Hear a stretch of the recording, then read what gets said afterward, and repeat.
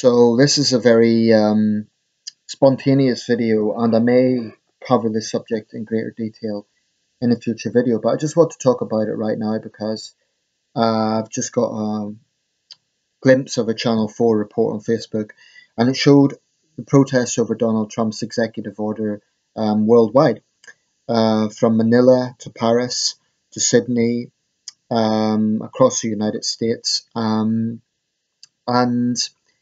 in all the protests, there was obviously people angry about this executive order. This is the second major wave of protests in Donald Trump's time as president, which is so far less than 20 days. This is unprecedented. I can't think of another president in American history, and few other world leaders for that matter, who've had such a wave of opposition in such a short period of time. Even George Bush, with all the Supreme Court battles over the election result, didn't get anything on this scale. Not until the Iraq situation did he face huge protests. So this is unprecedented. But it gets me thinking about a broader question.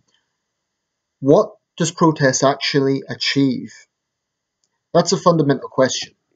Now, I'm not of the school of thought that protest is meaningless and it's just a lot of crybabies. I don't take that view.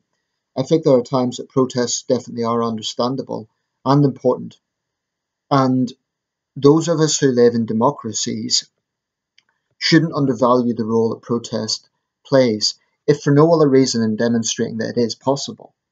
So even if a protest change is not a damn thing, the fact that people can protest is in itself, I feel, important. If you look at totalitarian states like China, and I know I quote China a lot, but I do believe it's a prominent example,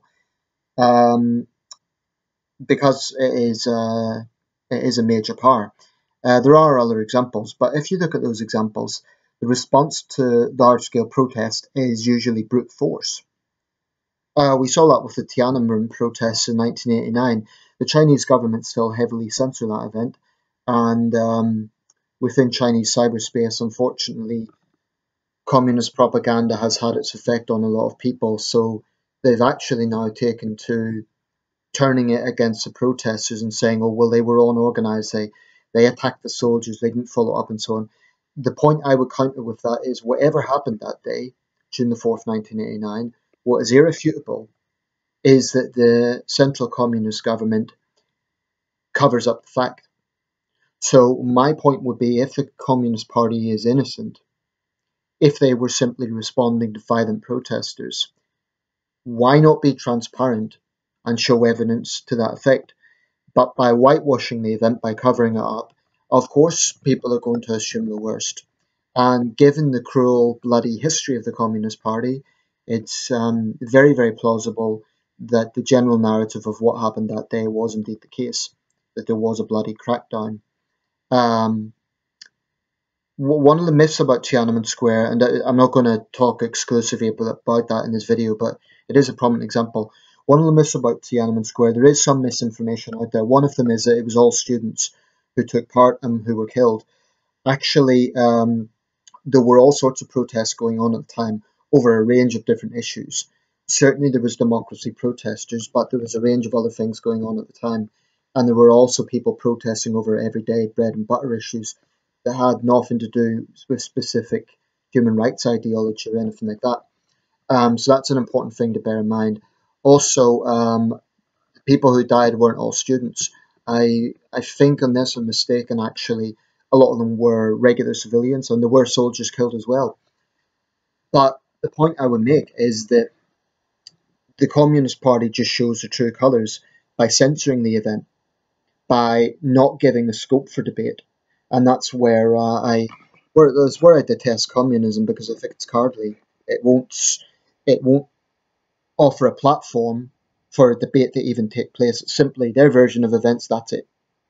And that's what I detest about communist ideology. I don't think that was a detraction, though, because it is a prominent example. What does protest achieve? Now, obviously, in that case, it didn't achieve the result of democratic transition, because it was brutally crushed and the party is still very much in control. But there have been other protests in history that have been successful. the civil rights protests by Martin Luther King were ultimately successful because they put pressure on President Johnson to pass the Civil Rights Act of 1964. Now, Johnson may have ideologically been for that anyway, but it certainly put more pressure on him. The film Selma really plays testament to that. And there are many examples in history where street protest has ultimately worked. I mentioned Tiananmen Square, but in 1989 there were other protests not involving bloodshed that were ultimately successful. The Romanian Revolution, um, well, that was bloody, but there were other revolutions going on in Eastern Europe. And what happened? The wall came down.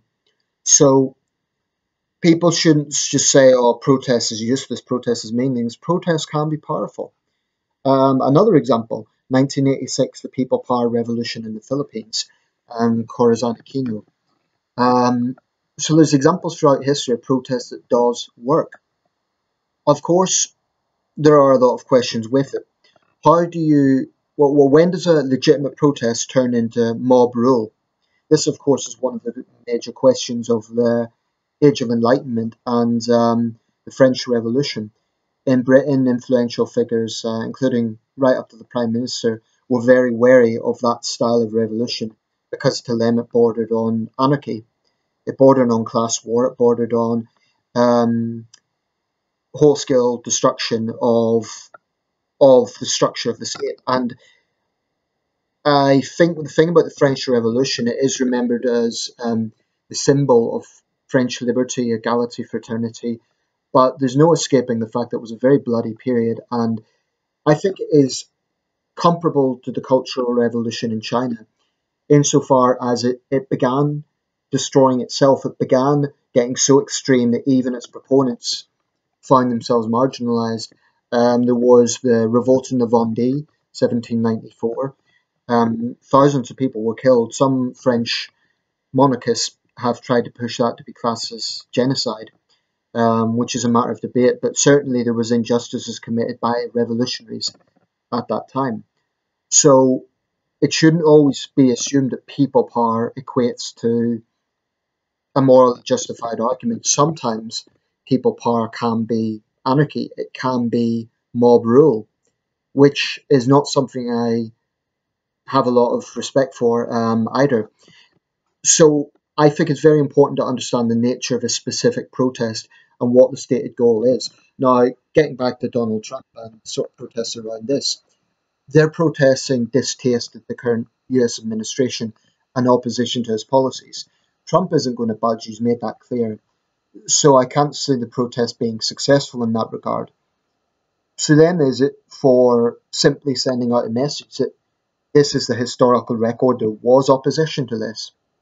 I think realistically it falls more into the latter because, those thousands of people taking part in the Women's March, um, more so even than the protests against the Muslim ban, because I think on that was more guided towards trying to overturn the ban. Um, but I think the people involved in the Women's March knew full well that Donald Trump isn't going to change his personality. It was more just to express outrage. Now, with the executive ban on Muslims, that is more, I think, about trying to overturn the executive order. Has that had some effect?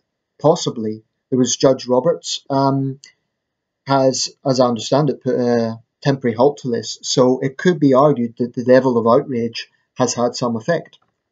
Now, would that justice have taken action anyway because of his own moral conviction? Quite possibly, but certainly he would have been aware of the level of protests going on. So I assume that would have given him the momentum to act as he did.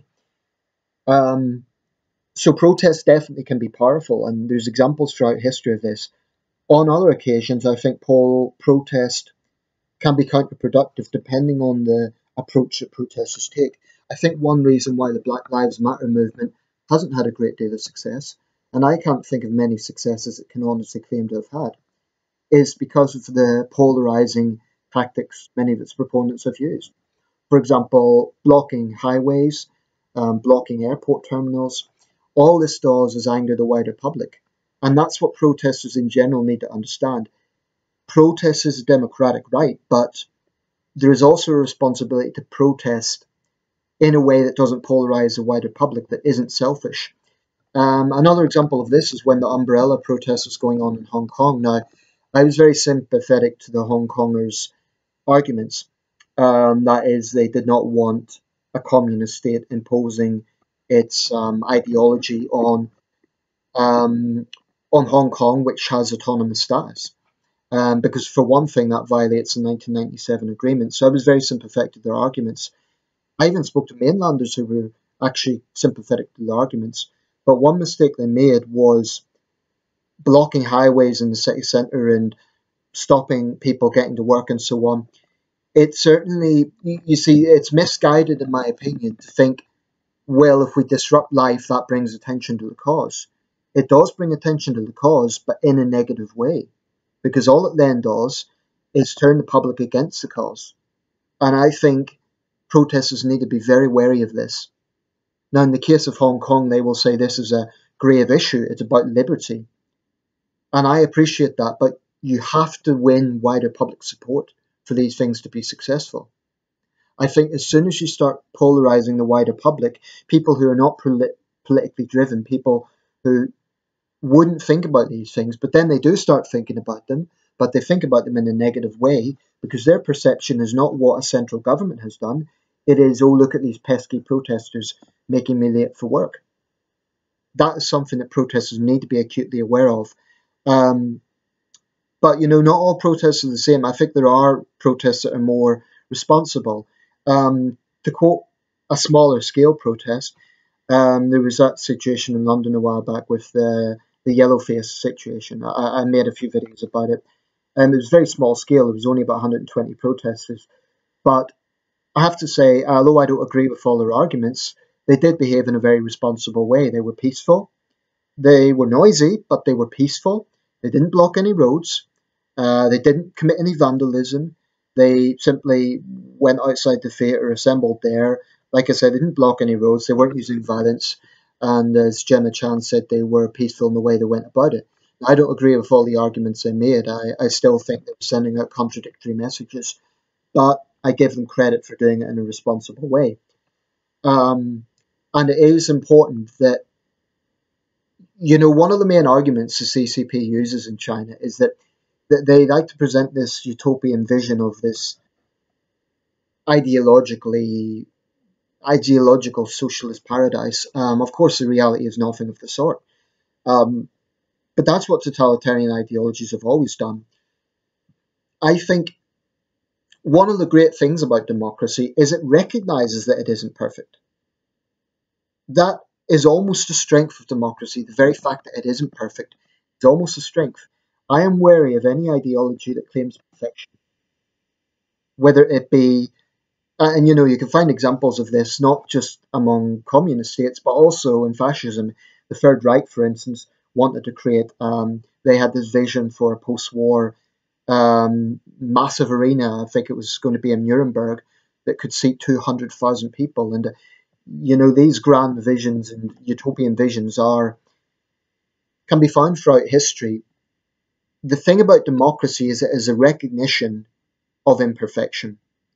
Now, it shouldn't be surprising that some of the biggest protests in the world take place in democratic countries where protest is permitted, where you're not going to be gunned down, generally speaking, for having a protest. So people can get angry about globalization or about right-wing leaders or left-wing leaders, on the streets of London or Washington, D.C., or Toronto or Paris or Berlin. But in no situation are you going to see an army move in and, gun them down? And if that did happen, there would be such an almighty outrage that the leader would be forced from power overnight. But in totalitarian states, it is simply unthinkable to protest. That's why the Arabian Spring was such an earthquake in the geopolitical climate, because it was an unprecedented series of protests across the Arab world. It was the equivalent of what happened in 1989 in Europe. The difference, of course, is unlike 1989 in Europe, which did result largely in democratic but flawed systems, um, In the case of the Arabian Spring, there was a lot of, I think the biggest problem there was the moderate segments of society, the liberals, the moderates, the secularists, underestimated the role that Islamists would then play in the post-dictator situation. But it shouldn't be a question of the choice is dictatorship or religious extremism. That's an awful choice. And because religious extremism is so ghastly, we're actually in a situation now where some people believe that a dictator is better. It shouldn't be as simple as one choice or the other.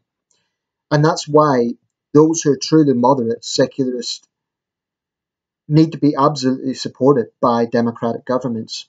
Um, I really staunchly believe that. Talking of protests, there is a big protest going on in Bucharest right now. I haven't looked into the situation very closely, but as I understand, they're the biggest protest since the revolution in 1989. So that could be an interesting situation to watch, especially with the French election coming up. It could well be symbolic of yet another political earthquake. So I'm going to keep an eye on that situation and see what develops. Um, Summed up, I will always defend the right to peaceful protest. I have no respect for opportunistic violence at protest when anarchist thugs just smash things up and attack the police. That sort of protest is never going to warrant sympathy. So I defend the right to protest. I have protested on occasion. I took part in some protests against the Iraq War and have been involved in a few other protests.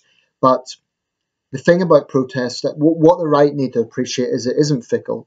Protests have changed things in history, and even if they don't change policy, it is it is a way of putting on the record that there was opposition. Now, even if you have a large protest, 100, 200,000 people, obviously, let's say a city like London with 8.5 million people, it means the majority of Londoners are not protesting. So it is important that there isn't a false narrative that a huge protest means there is universal opposition. For example, in Britain, some reports are actually suggesting that most people want Trump to visit, that a majority want Trump to visit. Now, I don't know how reliable that is because it comes from right wing papers like the Daily Mail, but the fact is, even with huge protests, there's almost always more people not protesting. Um, And as Tony Blair says, it shouldn't be the case that it's always the loudest voice that prevails, because actually there are other people. He made this point in the speech about leadership. You can listen to those loud voices and listen to the anger, but there's also people on the other side. And he wasn't talking about Iraq, he was talking about other situations, who may not be as loud, but whose opinion is just as legitimate. Um, So I think that is something that's very important to bear in mind. Even large scale protest doesn't mean there is universal opposition to a particular policy. Um, so I support the right to protest, but I think protest leaders need to be very clear what their objective is. Is it to send out a message of opposition? Is it to overturn a particular policy? Or is it to cause a nuisance? What is it? And that's basically my take on protests. Um, I'm not someone who believes that protests are completely fickle and a waste of time. History shows that they can be effective, but they shouldn't polarize the public and they must be done in a responsible way. That is the key.